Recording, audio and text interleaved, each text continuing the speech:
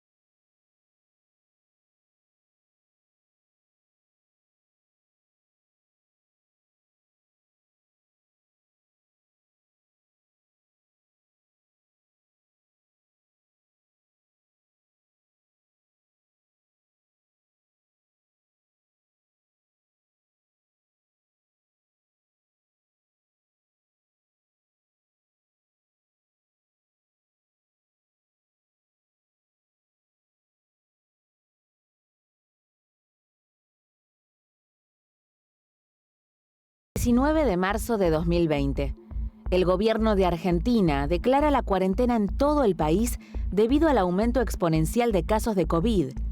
El decreto era el 297/20 y con él se establecía el aislamiento social preventivo y obligatorio. Consistía en permitir la circulación de los denominados trabajadores esenciales y mantener abiertos algunos comercios, como supermercados, autoservicios, farmacias. Todos los demás debían aislarse. El mundo había cambiado. No volveríamos a ser los mismos. A partir de las 0 horas de mañana, deberán someterse al aislamiento social preventivo y obligatorio. Todos tienen que quedarse en sus casas.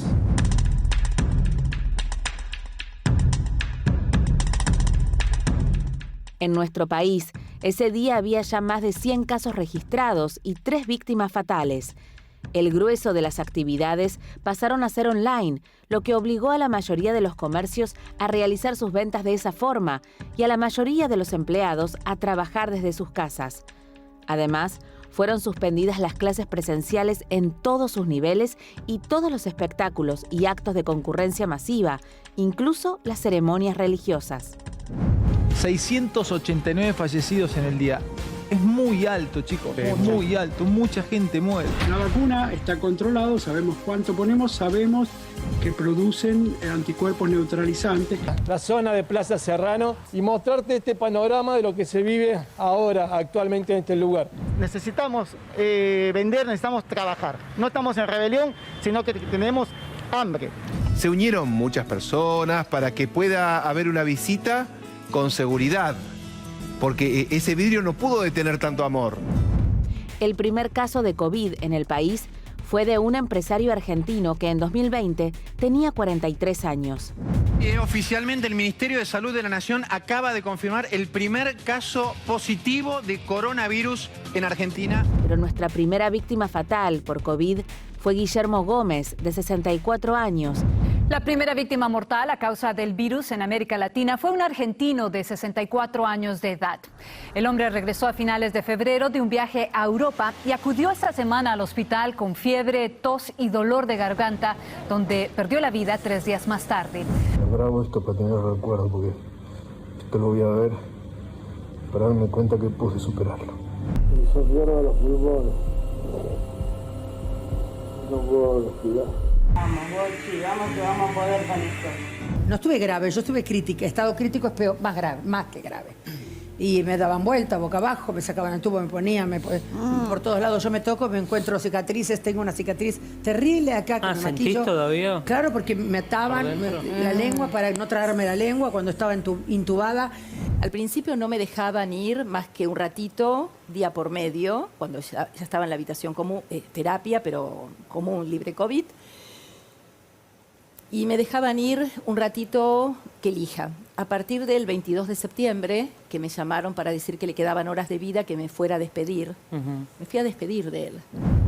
Mientras los contagios avanzaban rápidamente por casi todos los continentes, la Organización Mundial de la Salud, OMS, declaró la pandemia el 11 de marzo del 2020. El mundo estaba amenazado por un virus que se propagaba velozmente y mataba en poco tiempo. En cuestión de 15 días, todos los países de la Unión Europea cerraron sus fronteras. El COVID terminó cobrándose 2 millones de vidas y 100 millones de casos registrados. En la ciudad más afectada de Ecuador, el coronavirus no tiene piedad ni de los muertos. Miren, Dios mío, lindo, ¿cómo dejaron ese muerto ahí? Cadáveres abandonados en las calles durante días. La pandemia nos obligó a adoptar nuevos roles sociales, a repensar y significar nuestras identidades. El uso de lo online se expandió. Las reuniones por videollamada ahora son tan comunes como los encuentros personales. La atención médica online y la enseñanza ya son parte de nuestra diaria. Ni hablar de la economía. Las billeteras digitales se expandieron como si fuera la otra pandemia. Nacía otro mundo. La llegada de las primeras vacunas dio un alivio a la humanidad. El 24 de diciembre, un avión de Aerolíneas Argentinas trajo el primer embarque de Sputnik. 300.000 dosis destinadas a mayores de 60 años, personas con inmunodeficiencias, personal sanitario y de seguridad. Lo cierto es que la pandemia fue un reto para la humanidad, como lo fueron en su momento las guerras mundiales. Del aprendizaje de esta pandemia vendrán las armas para afrontar la siguiente pandemia que muchos aseguran indefectiblemente llegará algún día.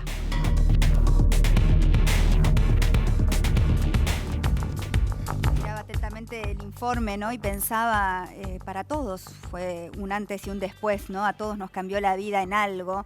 Para algunos fue un reto mucho más grande que para otros. Ha habido pérdidas, lo han sufrido en carne propia, pero a todos nos significó un cambio, ¿no? Vamos a hablar un poquito de números, de cifras, Mariano. Exactamente, 130.000 muertos en la República Argentina, una cifra brutal, enorme.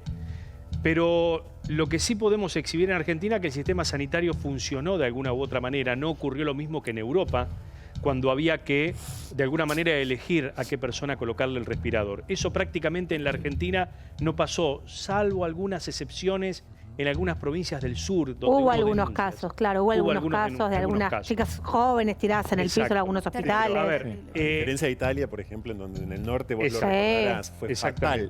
Mismo, sobre todo con adultos mayores, hay que decir que es como dice Mariano, en la Argentina. Sí. A ver, Alberto Fernández echó mano a tratados internacionales para someter a la Argentina a un estado de excepción. No teníamos en la Constitución un sistema de excepción así, tenemos el estado de sitio, pero bueno, nos confinamos, estuvimos en una cuarentena que duró muchísimos días. Arrancó un 19 de marzo, o sea, él lo comunica, un 19 de marzo, el 20 arranca la cuarentena. Una foto política de toda la clase política trabajando juntas, después eso detonó, ¿te acordás? Con el tema de la... A ver, la gente que no podía despedirse de sus seres queridos, y después vino la fiesta de Olivos y todo lo que escuchamos. Yo quería detenerme en esto, en cómo cambió nuestro lenguaje. Burbuja, cuarentena, contacto estrecho, dispo, aspo, dispensa, pronar, hisopado, curva aplanada, UTI, esenciales, aforo, contagios, confinamiento, PCR. Así. Palabras que quedaron en nosotros para siempre. Palabras, sensaciones, ¿no? Nada volvió a ser igual para ninguno de nosotros.